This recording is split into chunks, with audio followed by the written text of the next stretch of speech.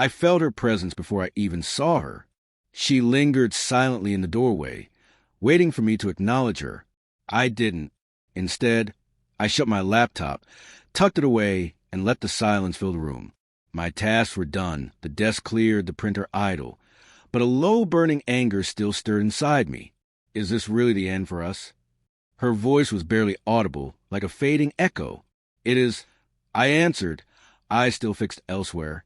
She hesitated, then softly asked, "Can you at least look at me while we talk?" Without turning, I responded, "You want to talk now?" "Why, because it suits you." "Last Thursday," I began, "I tried to speak to you before you left for that girls' night. Remember how that went? You brushed me off. Said, 'I don't have time for your whining. Just finish it. We only have a few days left. Might as well get it over with.'" That moment had pierced deeper than I realized. I hadn't noticed the sting until tears threatened to surface. I'd only wanted to express how I felt, but maybe emotions got the better of me. With a quiet breath, I admitted, "You were right about one thing. Your absence cleared my mind. And once the haze lifted, I saw things more clearly. It hurt, yes, but I'm grateful for that clarity." She frowned, her eyes searching. "Why are you so angry?" "Maybe I was wrong for not understanding how important this trip was to you," I said.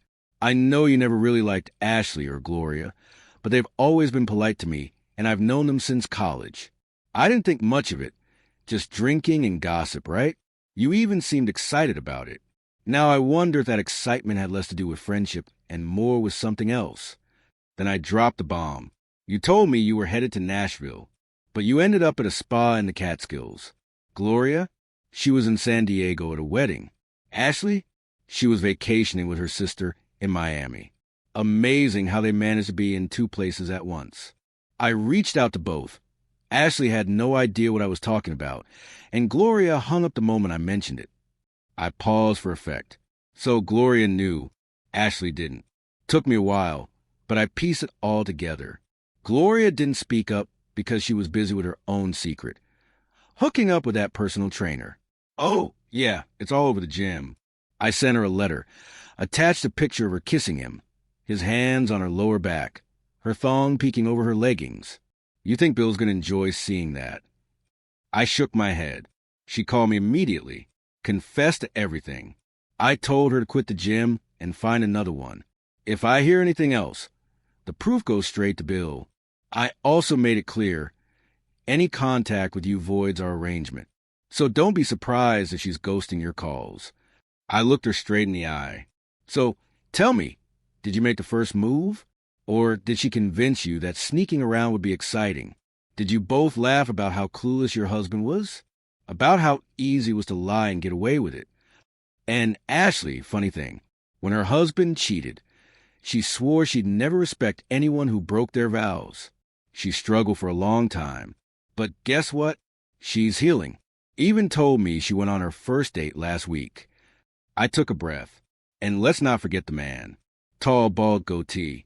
That wasn't Gloria or Ashley, obviously. So who helped you pull that off? When I turn around now, I know exactly what I'll see. Nothing. Just an empty space where my wife used to be.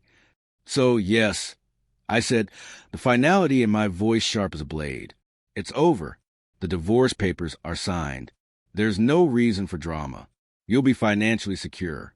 If you manage your money, you'll stay fashionable into your old age. Just let it go, Jen. Let's end this with dignity. Be with whoever you want. I'll take time to heal, to rebuild, maybe trust again someday. I know it won't be easy." As I spoke, her soft cries echoed between us. I kept going, calmly dismantling the life we had built for nearly 3 decades. When I finally turned around, she looked destroyed. Her mascara streaked down her face, shoulders sagging in defeat. I don't think she ever imagined it would come to this, but she never really understood me. Maybe she does now, but too late. "I've taken everything I need for now," I said coldly. "I'll return in 2 weeks. By then, I expect you and anything tied to your memory gone. Don't argue. This is my home. It stays mine." 2 weeks. She collapsed to her knees, clutching at my hand. "Please, let's not end it like this." We can work through it. Talk to me, please." "There's nothing left to say," I told her, yanking my hand away. "You threw away 29 years for a younger man. You made that choice. Now live with the consequences, poverty and loneliness." I gave her one last look. "This conversation should have happened before your little weekend escape. Deep down, you knew the risks. Was it worth it?" She stayed on her knees, crying. I turned away and walked out, shutting the door on our home, on our life, and on the woman she used to be. I squared my shoulders, stepped outside, and didn't look back. End of story.